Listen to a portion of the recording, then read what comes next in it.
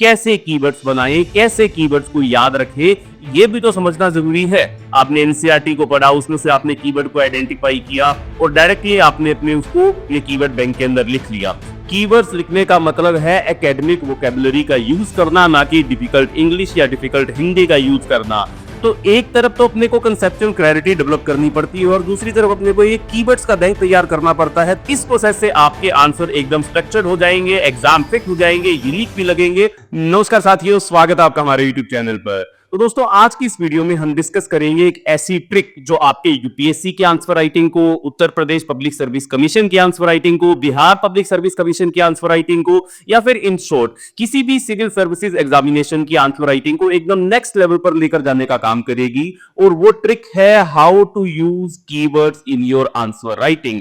Keywords को कैसे use करोगे आप अपनी आंसर राइटिंग के अंदर। देखो, बहुत सारे बच्चे जो होते हैं वो अपने आंसर के अंदर फैक्ट्स तो लिख देते हैं, एक्सप्लेनेशन भी लिख देते हैं, पर फिर भी उनके जो नंबर है वो उतने नहीं आ पाते जितने उनको कट ऑफ क्लियर करने के लिए चाहिए होते हैं। यानी कि फैक्चुअल इंफॉर्मेशन लिखने के बाद भी, एक्सप्लेनेशन लिखने के बाद भी कुछ ऐसा है जो आपके आंसर के अंदर चाहिए एग्जामिनर को, और वो है use of academic keywords in your answer, जो एग्जामिनर को इंप्रेस करने का काम करते हैं। तो आज की हमारी इस वीडियो के अंदर हम इन सभी चीजों को समझेंगे कि कीवर्ड्स क्यों इंपॉर्टेंट हैं, कौन से कीवर्ड्स को जीएस के पेपर में आपको यूज करना चाहिए और किस तरीके से आप इन्हें अपने आंसर में फिट कर सकते हो, ताकि एग्जामिनर को लगे कि ये जो कैंडिडेट है ये सिलेबस की लैंग्वेज के अंदर बात कर रहा है, एकेडमिक कीवर्ड्स का यूज भी कर रहा है, और ये राइट कैंडिडेट है जिसको आधा और एक नंबर जो है वो एक्स्ट्रा मिलना चाहिए। वो आधा आधा एक एक नंबर ही है जो इन टोटल में जाकर आपको कट ऑफ क्लियर करवाने में मदद करेगा। तो चलिए दोस्तों, सबसे पहले हम ये समझ लेते हैं कि ये कीवर्ड्स होते क्या हैं। देखो, कीवर्ड्स की सिंपल डेफिनेशन क्या होती है, आइए सबसे पहले इसको समझते हैं। दैट कीवर्ड्स आर वर्ड्स और phrases that are crucial for a question which represent the core concept or show you understand the topic very well। यानी कि जो आपके आंसर के लिए क्रूशियल है, जो आपके आंसर के कोर कंसेप्ट को उजागर कर रहे हैं, ये वो वर्ड्स होते हैं जो डायरेक्टली क्वेश्चन से लिंक्ड होते हैं या आपके आंसर का फोकस बनाने का काम करते हैं। अगर आप इन्हें यूज करते हो तो एग्जामिनर को तुरंत में समझ में आ जाता है कि ये बच्चा जो है, ये एस्पिरेंट जो है, ये टॉपिक को अच्छे से समझ भी चुका है और वो अच्छे से समझा भी सकता है। तो बात याद रखनी है, सबसे पहले कीवर्ड्स वो होने चाहिए जो आपके आंसर का फोकस बनाने का काम करे। कीवर्ड वो होने चाहिए जो आपके आंसर के कोर कंसेप्चुअल क्लैरिटी देने का काम करे। कीवर्ड वो होने चाहिए जो आपके आंसर के साथ डायरेक्टली लिंक्ड हो। इन्हीं चीजों को ध्यान में रखते हुए हमको कीवर्ड्स को बनाना होता है। किसी भी वर्ड को उठाकर अपन कीवर्ड की कैटेगरी के अंदर नहीं डाल सकते हैं, या फिर मोटी मोटी भारी भारी इंग्लिश का इस्तेमाल करके भी हम उसको कीवर्ड के अंदर नहीं तब्दील कर सकते हैं। यानी कि बहुत हाई लेवल की इंग्लिश को यूज करना भी कीवर्ड नहीं है।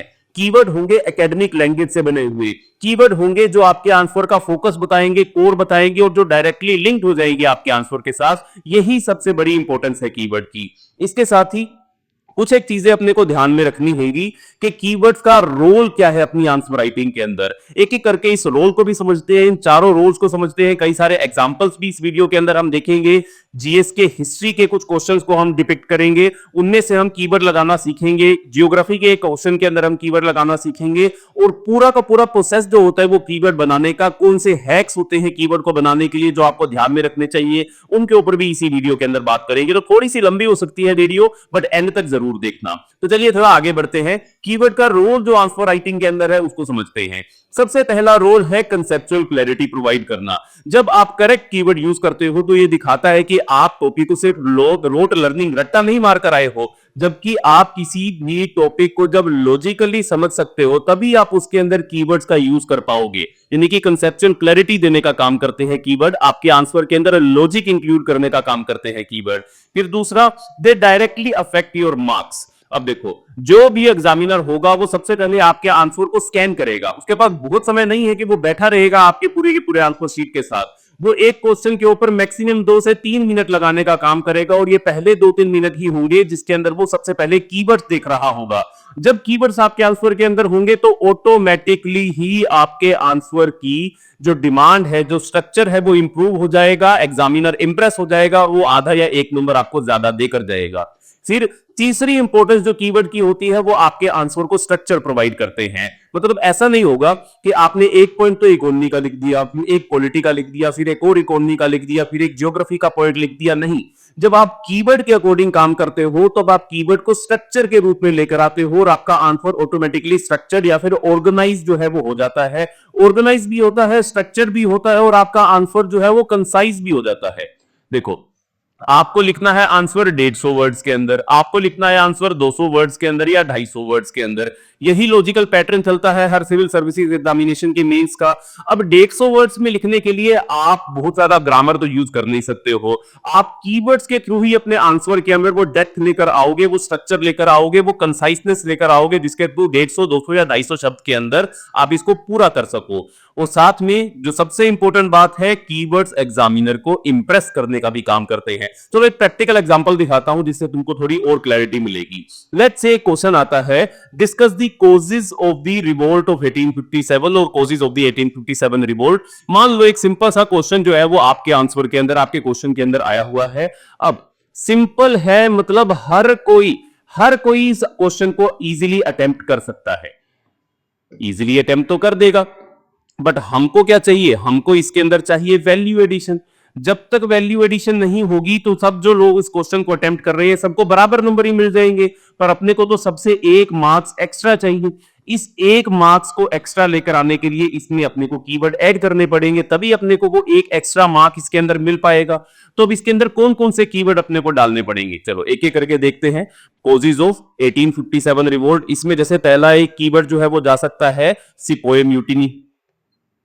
It was a sepoy mutiny, ये पहला कीवर्ड चला जाएगा। ऐसे ही एक और कीवर्ड इसके अंदर जा सकता है, जैसे कि disruption of traditional authority, disruption of traditional authority. ये सभी इंपॉर्टेंट कीवर्ड्स हैं जो आपके बिल्कुल टॉपिक के कोर कंसेप्ट के साथ चल रहे हैं। ऐसे ही एक और कीवर्ड चला जाएगा पीजेंट इंपोवरिशमेंट, पीजेंट इंपोवरिशमेंट। ऐसे ही एक चला जाएगा इकोनॉमिक एक्सप्लॉयटेशन। ये वो कीवर्ड्स हैं जो आपके आंसर के अंदर रिफ्लेक्ट होने चाहिए, तभी इस क्वेश्चन के अंदर आपको अच्छे मार्क्स मिल पाएंगे। क्योंकि इजी क्वेश्चन को आंसर करना सबसे ज्यादा डिफिकल्ट होता है, क्योंकि हर एक बच्चा उसका आंसर लिखने के लिए बैठा हुआ है, रेडी बैठा हुआ है। जब तक हम इनके अंदर कीवर्ड ऐड नहीं करेंगे, जब तक इनके अंदर हम कुछ स्पेसिफिकली फॉर्मूलाज ऐड नहीं करेंगे, जब तक हम इनके अंदर माइक्रो डायग्राम ऐड नहीं करेंगे, तब तक अपने को नंबर ज्यादा नहीं मिल पाएंगे। अब ये फॉर्मूला क्या होते हैं, माइक्रो डायग्राम क्या होते हैं, इस सेशन के अंदर उनको डिस्कस नहीं करते हैं। उसके लिए एक अलग सेशन अपन क्रिएट करेंगे, एक अलग वीडियो अपन लेकर आएंगे, ताकि इजीली अपन फॉर्मूलाज को भी समझ सके, डायग्राम्स को भी समझ सके, माइक्रो डायग्राम को भी समझ सके, ग्राफ्स को कैसे इंक्लूड करना है अपने आंसर के अंदर उसको भी हम समझ सके। तो देखा, सिंपल कॉजेज ऑफ 1857 रिवोल्ट, उसके अंदर अपन ने 4 कीवर्ड डाल दिए। ऐसे 4 से 5, 6, 7, 8, 10, 12 जितने भी क्वेश्चन की डिमांड है उतने कीवर्ड्स के थ्रू अपन बुलेट पॉइंट बनाएंगे और अपना आंसर लिखते हुए चलेंगे। इससे क्या हुआ, एग्जामिनर इंप्रेस हो गया। प्रॉपर कीवर्ड याद कर लो, नोट कर लो, बहुत इंपॉर्टेंट बात है। Proper keyword plus proper placement, ये दोनों चीजें जब तक साथ नहीं चलेंगी तब तक बात नहीं बनेगी। जब प्रॉपर कीवर्ड है, प्रॉपर प्लेसमेंट है, एग्जामिनर की नजर के अंदर आप प्रोफेशनल हो जाओगे, एग्जामिनर की नजर के अंदर आप कॉन्फिडेंट हो जाओगे और वो आपको आधा या 1 नंबर एक्स्ट्रा देकर जाएगा। तो चलो इसको समझ लिया। अब दोबारा एक बार रिपीट कर दूं मैं, कीवर्ड्स क्यों इंपॉर्टेंट है, क्योंकि सोचो एग्जामिनर के पास आपका आंसर चेक करने के लिए सिर्फ 2 से 3 मिनट है। अगर आप प्लेन हिंदी या प्लेन इंग्लिश के अंदर लिखकर आ जाओगे, जैसे कि मान लो एक और एग्जांपल ले लिया अगर हम, जैसा एग्जांपल है women's participation in the freedom struggle, women's role in the freedom struggle. अब इसको प्लेन हिंदी के अंदर भी या प्लेन इंग्लिश के अंदर भी आप लिख सकते हो। जैसे कि आप सिंपल अगर लिख दो, women actively participated in the freedom struggle, women actively participated in the freedom struggle. ये एक नॉर्मल बच्चे का आंसर हो गया। उस नॉर्मल बच्चे की आंसर शीट के अंदर से ये एक लाइन हो गई लगे। लेकिन अगर आप कीवर्ड्स का यूज करोगे तो उसमें आप कैसे इसको यूज करोगे, कौन कौन से कीवर्ड आप डालोगे, that women's participation in the freedom struggle, women's participation in the freedom struggle, it symbolised national awakening. Keyword हो गया, कीवर्ड अटैच हो गया, इट सिंबलाइज्ड नेशनल अवेकनिंग। ऐसे ही आप डाल सकते हो, it symbolised cultural awakening, it symbolised cultural continuity, it symbolise cultural outbringing, या फिर आप ऐसे भी यूज कर सकते हो but it symbolised nationalist mobilisation, it symbolised nationalist mobilisation, और ऐसे ही it symbolised inclusiveness, it symbolised inclusiveness. अब इससे क्या हो गया, आंसर डेप्थ हो गया, इससे आंसर को क्लैरिटी मिल गई। एक ही आंसर के अंदर जब आपने 4, 5, 6 कीवर्ड्स को लगा दिया, आपने उनके थ्रू 6 पॉइंट जो है वो फॉर्म कर दिए। जब 6 पॉइंट फॉर्म कर दिए, अब 7वें, 8वें, 9वें पॉइंट के लिए अपन एक फॉर्मूला यूज कर देंगे। कम शब्दों का इस्तेमाल करते हुए अपन और ज्यादा एक्स्ट्रा पॉइंट जो है वो अपने आंसर के अंदर ऐड कर देंगे। एक पार्ट में आपने 4, 5, 6 कीवर्ड्स का यूज भी कर लिया, डायरेक्टली जीएस1 के सिलेबस के साथ उसको अटैच भी कर दिया, उसको कनेक्ट भी कर दिया, और बचे हुए कीवर्ड्स को फॉर्मूला के अंदर डाल दिया। रूल सिंपल है, हर सब हेडिंग में एक कीवर्ड जाएगा या हर एक बुलेट पॉइंट के अंदर एक कीवर्ड जाएगा, और बचे हुए कीवर्ड्स जो है वो फॉर्मूला के अंदर चले जाएंगे। ये फॉर्मूला मैंने पहले ही आपको बोला है, अलग सेशन के अंदर इसके ऊपर बात करेंगे। फिर इन कीवर्ड्स में से कुछ कीवर्ड्स को हम अंडरलाइन कर देंगे, कुछ कीवर्ड्स को अपन ब्रैकेट्स के अंदर कर देंगे। इस तरीके से अपन लिखते हुए चलेंगे एकेडमिक लैंग्वेज के अंदर। एग्जामिनर को तुरंत सिग्नल मिल जाएगा कि हाँ ये बच्चा एकेडमिक भाषा जानता है, उन्हीं कीवर्ड्स का वो यूज कर रहा है। ऐसे ही अगर अपन थोड़े और एग्जाम्पल ले, मान लो कोई हिस्ट्री का क्वेश्चन आता है, कोई कल्चर का क्वेश्चन आता है, उसमें कौन कौन से कीवर्ड्स अपन यूज कर सकते हैं। जैसे एक कीवर्ड है सिविलाइजेशनल कॉन्टिनम, एक कीवर्ड है कल्चरल सिंक्रेटिज्म, एक कीवर्ड है रिलीजियस एसिमिलेशन, एक कीवर्ड है क्रॉस कल्चरल पॉलिनेशन। मान लो तुमको किसी क्वेश्चन के अंदर गुप्ता से लेकर चोला पीरियड तक, या फिर हड़प्पा से लेकर मौर्य पीरियड तक कल्चरल कंटिन्यूटी को दिखाने का काम करना है, रिलीजियस कंटिन्यूटी को दिखाने का काम करना है, फिलोसफिकल कंटिन्यूटी को दिखाने का काम करना है, सोशल कंटिन्यूटी को दिखाने का काम करना है, तो कीवर्ड यूज करोगे सिविलाइजेशनल कॉन्टिनम। चाहे गुप्ता से चोला हो, हड़प्पा से मौर्य हो, हड़प्पा से चोला हो, हर एक सेगमेंट के अंदर सिविलाइजेशनल कंटिन्यूम जो है वो आपका इंक्लूड हो जाएगा। ऐसे ही कल्चरल सिंक्रेटिज्म एक बहुत ही प्यारा कीवर्ड है। अब आपको भक्ति सूफी मूवमेंट के ऊपर कोई आंसर लिखना है, भक्ति सूफी मूवमेंट के ऊपर आंसर लिखना है, आपको अकबर के रिलीजियस सिंक्रेटिज्म के या अकबर की रिलीजियस पॉलिसी के ऊपर, कल्चरल पॉलिसी के ऊपर कोई आंसर लिखना है, तो डायरेक्ट कीवर्ड चला जाएगा cultural syncretism, religious syncretism, social syncretism, economic syncretism in India, ऐसे चला जाएगा। ऐसे ही रिलीजियस एसिमिलेशन एक और प्यारा कीवर्ड है।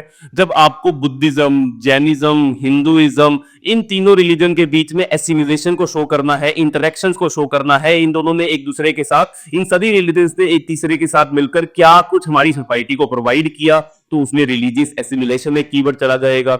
ऐसे ही क्रॉस कल्चरल पॉलिनेशन की अगर हम बात करें, अगर हम मुगल आर्किटेक्चर के ऊपर क्वेश्चन लिख रहे हैं, अगर हम इंडो ग्रीक आर्ट के ऊपर कोई क्वेश्चन लिख रहे हैं, अगर हम कुशान्स के ऊपर कोई क्वेश्चन लिख रहे हैं, तो इन तीनों सेगमेंट के अंदर और भी बहुत सारे सेगमेंट अपन ढूंढेंगे तो अपने को मिल जाएंगे, इसमें क्रॉस कल्चरल पॉलिनेशन वाला कीवर्ड आपका फिट हो जाएगा। अब मान लो एग्जांपल के तौर पर discuss the features of the Harappan architecture, discuss the feature of the Harappan architecture के अंदर सिविलाइजेशनल कॉन्टिनम जाता है, कल्चरल सिंक्रेटिज्म जाता है, रिलीजियस एसिमिलेशन भी जाता है, cross cultural pollination, Harappan architecture के अंदर ये चारों के चारों कीवर्ड्स जो है वो फिट हो जाते हैं। ऐसे बहुत सारे पीवाईक्यूज आप उठा सकते हो हिस्ट्री के, आर्ट एंड कल्चर के, चाहे वो उत्तर प्रदेश के हो, बिहार पब्लिक सर्विस कमीशन के हो, और उनके अंदर अगर आप ये कीवर्ड इंक्लूड करने की कोशिश करोगे तो डायरेक्टली ये कीवर्ड जो है वो हिस्ट्री और कल्चर से जुड़े हुए आंसर्स के अंदर चले जाएंगे। तो एक तरफ तो अपने को कंसेप्चुअल क्लैरिटी डेवलप करनी पड़ती है, और दूसरी तरफ अपने को ये कीवर्ड्स का बैंक तैयार करना पड़ता है ताकि अपनी आंसर राइटिंग जो है वो एक स्टेप और आगे हो जाए। ऐसे ही अगर अपन और आगे बात करें, मान लो अगर क्वेश्चन आए जियोग्राफी के ऊपर, अगर हम कुछ डिस्कशन करें तो जियोग्राफी में जैसे कि मॉनसून वेरिएबिलिटी एक बहुत ही प्यारा कीवर्ड है, रेनफॉल के कंटेक्स्ट के अंदर, क्लाइमेट चेंज के कंटेक्स्ट के अंदर मॉनसून वेरिएबिलिटी, एग्रीकल्चर के कंसेप्ट के अंदर चला जाएगा, फूड सिक्योरिटी के कंसेप्ट के अंदर चला जाएगा, पॉपुलेशन के कंसेप्ट के अंदर चला जाएगा। बहुत सारी जगह इसको आप जियोग्राफी के अंदर इंटीग्रेट कर सकते हो, मॉनसून वेरिएबिलिटी, और इसके साथ एक जुड़ा हुआ एक और कीवर्ड है एरेटिक रेनफॉल, उसको भी आप यूज कर सकते हो, तो ये भी एक कीवर्ड हो गया। ऐसे ही मान लो रिसोर्स डिस्ट्रीब्यूशन, कोल एनर्जी के कंसेप्ट के अंदर, कोयले के कंसेप्ट के अंदर, मिनरल के कंसेप्ट के अंदर एनर्जी जियोग्राफी का कोई भी क्वेश्चन आ जाए, क्या बोला मैंने, एनर्जी जियोग्राफी का कोई भी क्वेश्चन आ जाए, रिसोर्स जियोग्राफी का कोई भी क्वेश्चन आ जाए, इकोनॉमिक जियोग्राफी का कोई भी क्वेश्चन आ जाए, उसके अंदर रिसोर्स डिस्ट्रीब्यूशन भी कीवर्ड चला जाएगा। ऐसे ही एनवायरमेंटल डिटर्मिनिज्म, जियोग्राफी और हिस्ट्री को जब लिंक करना किसी क्वेश्चन के अंदर पड़ जाए, linkage of geography and history, environmental determinism चला जाएगा। ऐसे ही ह्यूमन एनवायरनमेंट इंटरेक्शन, अर्बनाइजेशन के कंटेक्स्ट के अंदर, डिजास्टर के कंटेक्स्ट के अंदर ह्यूमन एनवायरनमेंट इंटरेक्शंस, ये कीवर्ड फिट हो जाएगा। ऐसे ही अर्थक्वेक के साथ जुड़ा हुआ कोई भी क्वेश्चन आ जाए, अर्बन प्लानिंग के साथ जुड़ा हुआ क्वेश्चन आ जाए, तो उसमें सिस्मिक वल्नरेबिलिटी आपका बहुत ही प्यारा कीवर्ड जो है वो अर्थक्वेक प्रोन जोन्स को दिखाने के लिए सिस्मिक वल्नरेबिलिटी जो है ये कीवर्ड फिट हो जाता है। ऐसे ही मान लो एक क्वेश्चन आया हुआ है पेपर में, discuss the factors responsible for the uneven distribution of the population in India. Discuss the factors responsible for the uneven distribution of the population in India. तो इसमें आप क्या लिखोगे? Population distribution in India is shaped by erratic rainfall. Population distribution in India is shaped by monsoon variability. Population distribution is shaped by resource distribution.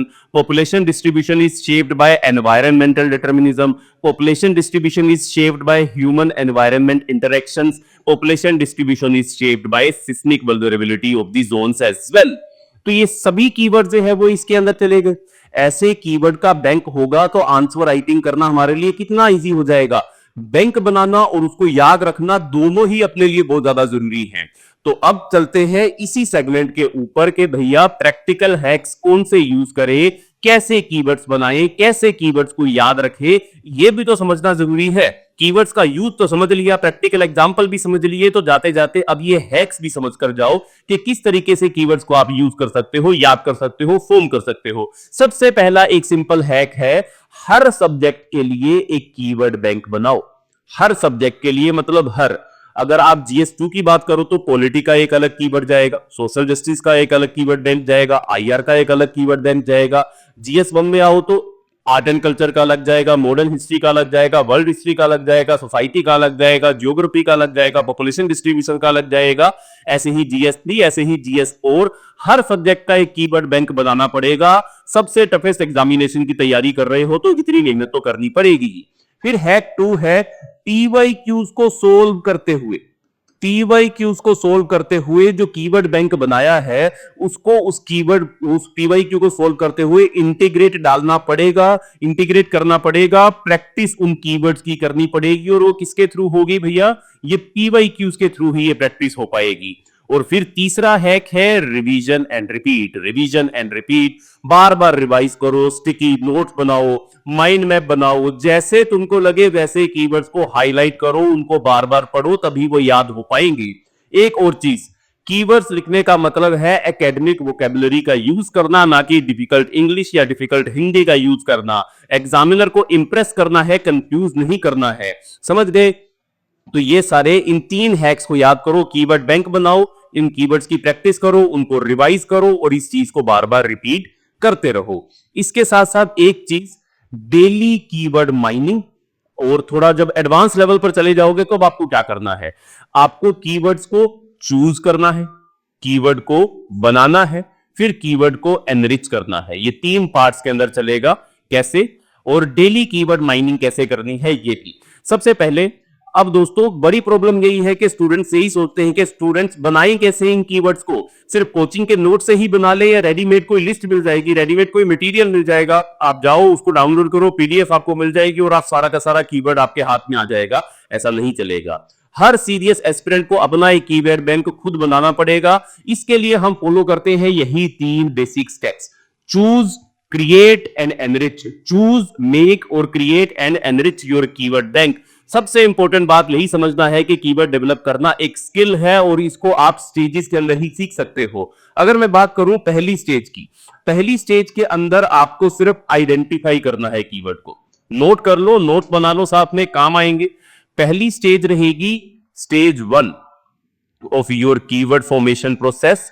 Identify the keyword, copy paste that keyword. इसमें beginner level पर आप इसको समझ सकते हो कि आपने कोई रिसोर्स पढ़ा, आपने कोई न्यूज़पेपर पढ़ा, उसमें से आपने कीवर्ड को आइडेंटिफाई किया, आपने NCERT को पढ़ा, उसमें से आपने कीवर्ड को आइडेंटिफाई किया और डायरेक्टली आपने अपने उसको ये कीवर्ड बैंक के अंदर लिख लिया।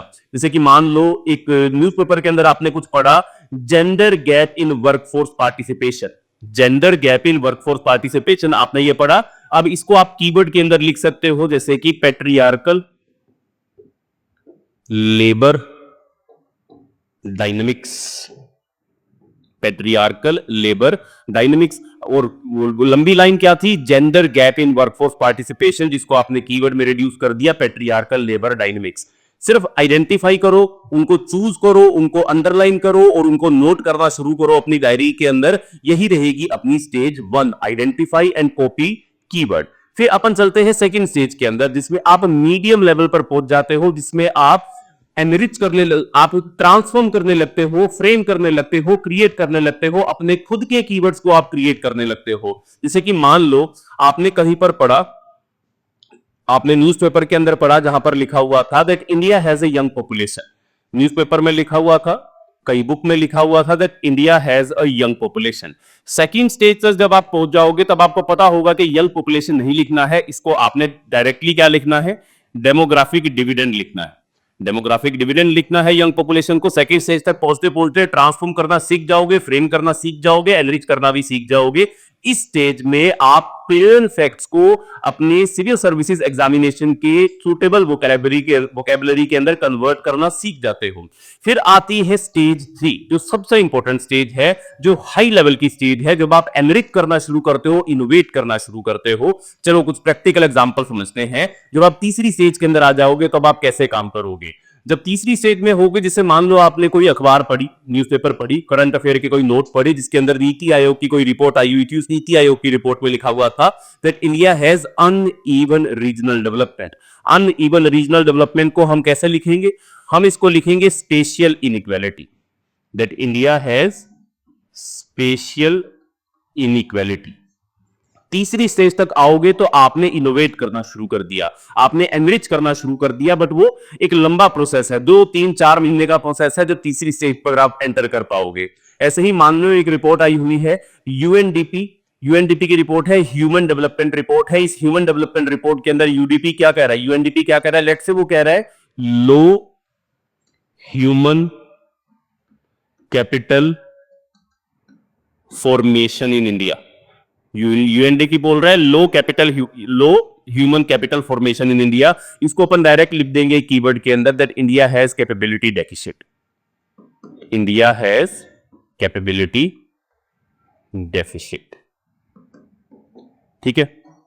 ऐसे ही मान लो आईपीसीसी की रिपोर्ट आई हुई है। आईपीसीसी की रिपोर्ट के अंदर लिखा हुआ है that there is rising frequency of the extreme events. Rising frequency of the extreme events, इसको अपन डायरेक्ट लिख देंगे क्लाइमेट वल्नरेबिलिटी।